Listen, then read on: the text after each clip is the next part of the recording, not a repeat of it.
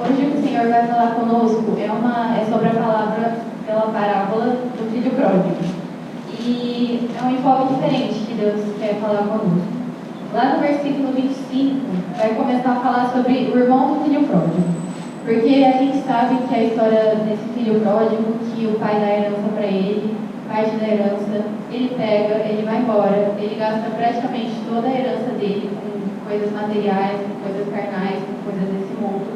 E a partir do momento que as riquezas dele acabam e ocorre muita fome no lugar onde ele estava vivendo, ele volta para a casa do pai dele.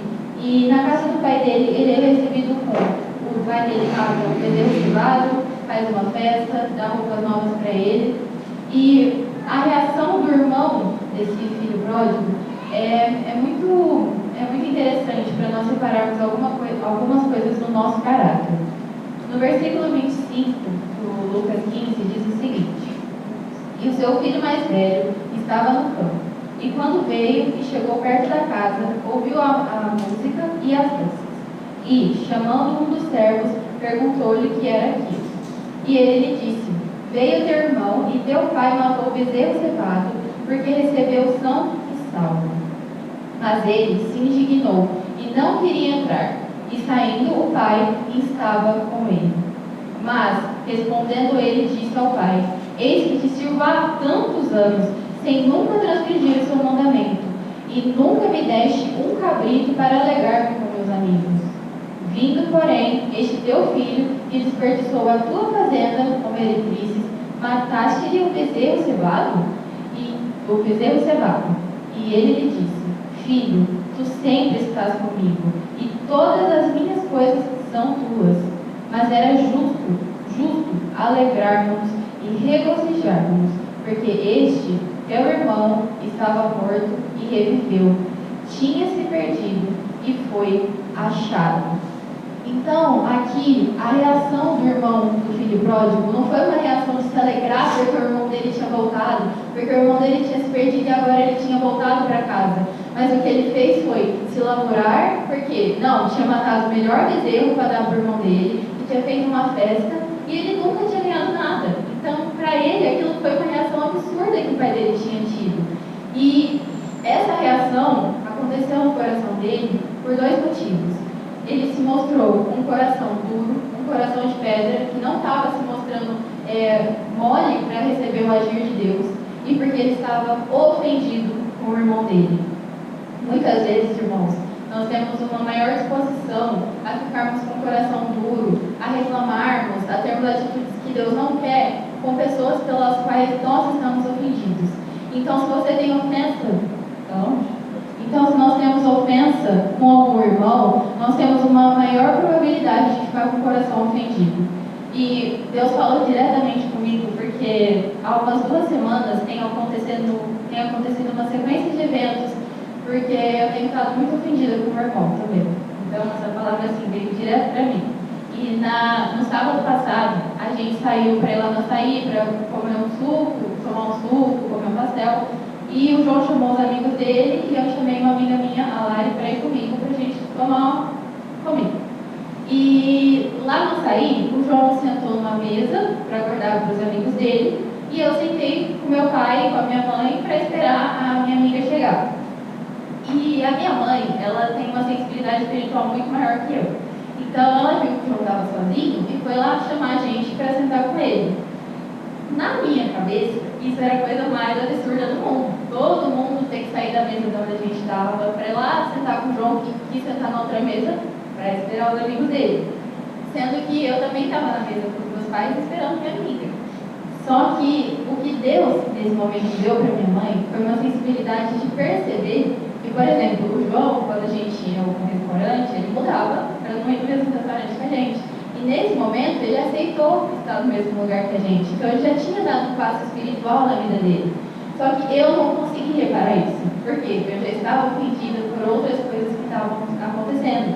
Então, eu não tive essa sensibilidade de parar, pensar, não, o João já deu um passo espiritual, agora é minha vez de dar um passo e superar esse egoísmo que estava no meu coração, esse sentimento que estava no meu coração. E a minha mãe teve que conversar muito comigo, porque eu não queria ir de jeito nenhum. Eu mas assim, eu fui com o coração muito fechado, estava muito duro. E foi a mesma reação que o irmão do filho pródigo teve nesse momento. Porque aqui no versículo 28 fala, mas ele se indignou e não queria entrar. Então ele chegou lá onde estava a festa e ele nem sequer entrou, não foi dar um abraço no irmão dele, não foi cumprimentar, não foi ficar feliz porque o irmão dele tinha chegado. Mas o que ele fez foi ir embora, ele simplesmente saiu, não ligou para o irmão dele. E o fato do pai ter dado uma festa para o irmão também é uma visão espiritual. Né? A gente sabe que a parábola é Deus ficando feliz quando a gente retorna ao lar, quando a gente se converte, quando a gente realmente muda o nosso coração. Mas a gente também pode entender o pai dessa festa como uma forma do, tipo assim, o pai tem um olhar espiritual e sabia que dar a festa, oferecer o carneiro para o filho, era uma forma do filho também perceber que ele era um filho querido, que o pai tinha ficado muito feliz que ele tinha retornado. E não somente para fazer uma coisa carnal, mas era a visão do pai com os olhos espirituais. E o irmão não conseguiu perceber isso, porque ele não tinha a mente de Cristo. E uma das coisas que Deus tem falado muito comigo nos últimos meses assim, é sobre ter a mente de Cristo. Porque quando nós temos a mente de Cristo, nós pensamos como Ele, nós agimos como Ele. E num estudo que eu fiz, que eu estava lendo, na verdade, diz o seguinte sobre a mente de Cristo. Ter a mente de Cristo significa conhecer a Ele e sua palavra mediante a ação do Espírito. Então, quando você tem essa mente espiritual, a mente que vem de Deus, o Espírito está sempre ministrando na sua cabeça. Você vai perceber quando é uma situação espiritual, quando é uma situação carnal, você vai ter esse discernimento, porque o Espírito de Cristo, o Espírito de Deus vai estar ministrando na sua mente. E vamos abrir a Bíblia lá em 1 Coríntios, no capítulo 2.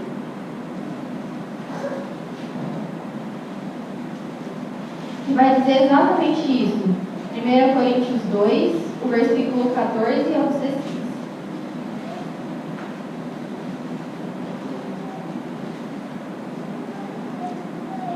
Amém? 2, 14 ao 16. Ora, o homem natural não compreende as coisas do Espírito de Deus, porque lhe parecem loucura. Então, naquele momento, para mim, no meu pensamento carnal, eu, como mulher natural, eu imaginei, não, é loucura todo mundo ter que fazer isso. Mas, como continua o versículo, porque as coisas espirituais, elas se discernem espiritualmente. Então, eu estava vendo com os olhos carnais, em vez de ver com os olhos espirituais. E foi a mesma coisa com o irmão do filho pródigo. Ele simplesmente se revoltou porque ele já estava ofendido que o irmão dele tinha ido embora, tinha gastado todas as fortunas do pai dele, se revoltou e ficou ofendido porque ele não viu com os olhos espirituais. 15. Mas o que é espiritual discerne bem tudo. Então, tudo ele discerne bem. E ele de ninguém é discernido. Então, ninguém engana ele porque Cristo ministra na mente dele. Porque quem conheceu a mente do Senhor para que possa instruí-lo? Mas nós temos a mente de Cristo. Então aqui, quem conhece a mente do Senhor para que possa instruí-lo? Então você acha que a sua sabedoria é maior que a sabedoria de Deus? Você acha que você, na sua carnalidade, consegue ver os planos de Deus melhor que Ele mesmo? Quem tem a mente de Cristo? O versículo fala, mas nós temos a mente de Cristo. Isso é uma verdade nas nossas vidas? Nós temos mesmo tido a mente de Cristo ou nós temos pensado carnalmente? E ter a mente de Cristo, irmãos, é um negócio muito sobrenatural. Eu estava assistindo a série de Jesus e uma coisa que eu, ficou me incomodando bastante foi que Jesus sempre falava, né? Peça em nome do Pai, eu lhe darei. Tudo aquilo que pedirdes com fé, isso eu lhes concederei. E isso vai ser verdade nas nossas vidas somente quando a gente tiver a mente de Cristo. Porque quando nós pensamos igual Cristo pensou, aquilo que nós pedirmos vai ser aquilo que Deus quer que nós peçamos. O pastor falou no começo do culto sobre nós sabermos como pedir, orar pela nossa nação. Porque é o que Deus quer que nós façamos nesse momento. Então nós estamos pedindo de acordo com a vontade de Cristo. O irmão do filho pródigo, ele queria o quê? Ele disse que ele queria também um cabrito, ele queria as coisas desse mundo para se alegar com seus amigos. Mas era o que Deus queria que ele pedisse? Ou eram as coisas da sua carne? Então aqui eu deixo um uma reflexão. O que nós temos pedido? As coisas da nossa carne ou aquilo que nós discernimos espiritualmente? E a Priscila falou na quarta-feira sobre os embaraços do diabo, os embaraços e o pecado que ainda tem na nossa mente. E quando nós não deixamos Cristo agir na nossa mente, Satanás tem muita liberdade para fazer os embaraços e nos confundirmos.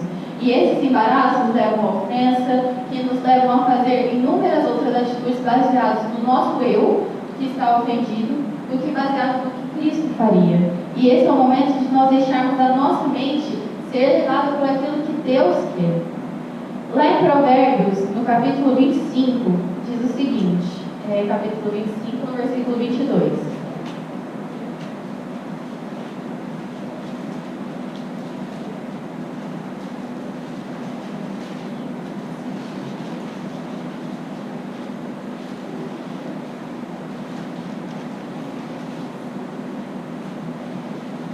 Amém? Provérbios 25, versículo 21, na verdade. Vamos começar por ele.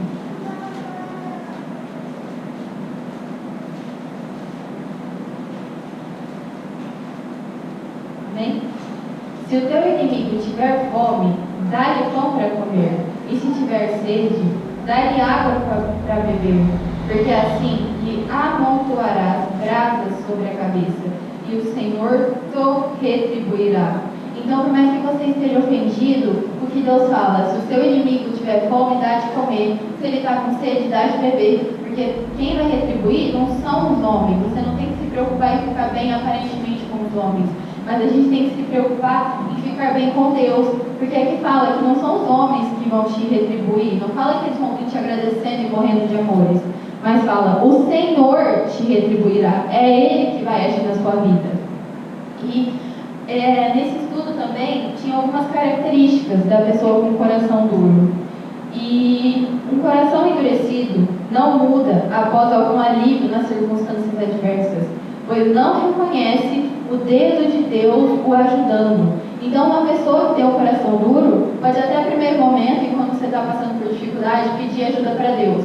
Mas assim que essa dificuldade passa, ela não reconhece que foi Deus que ajudou. E volta a fazer tudo errado, volta a estar no estado que ela estava antes.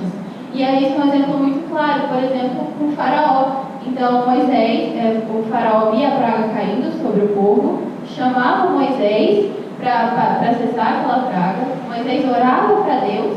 E o que acontecia? O coração do faraó voltava a se endurecer, porque ele era tão duro que ele não percebia que Deus estava agindo na vida dele. Um coração endurecido não reconhece o seu caos. E isso a gente percebe pela vida do filho pródigo. Então ele ficou tão preocupado em ver os pecados do irmão dele, ficou tão preocupado em julgar o irmão dele, que tinha feito isso, que tinha feito aquilo, que ele não olhou para o seu próprio caos, que era o coração endurecido, aquela amargura que estava no coração dele. Se ele tivesse parado e visto o seu coração duro em primeiro lugar, em vez de julgar o seu irmão, reconhecido toda a situação espiritual ao redor dele, ele teria agido de uma forma diferente. E a terceira, um coração endurecido culpa o mensageiro, em vez de reconhecer a sua condição. Quando a minha mãe veio conversar comigo, dizendo que eu estava com o coração duro em relação ao meu irmão, eu fiquei uma semana brava com ela, porque assim, como assim? Eu fiquei uma semana brava com ela porque ela tinha me dito a verdade, em vez de eu buscar a Deus, eu fiquei culpando ela. Eu fiquei uma semana sem conversar com ela direito, porque eu estava nervosa do que ela tinha me dito. E isso é muito grave, porque os ministros que Deus coloca nas nossas vidas para falar sobre a palavra, para quebrantar o nosso coração, nós temos que ouvir, porque não adianta ficar bravo com eles, sendo que eles só falam a mensagem de Deus para as nossas vidas. Irmãos, agora nós vamos nos levantar para cantar a primeira música, e ela diz, dá-me um quebrantado coração. Então que vocês possam pedir de verdade para que Deus quebrante o coração de vocês, para que vocês possam ter os ouvidos espirituais abertos para aquilo que Ele quer falar com vocês, amém?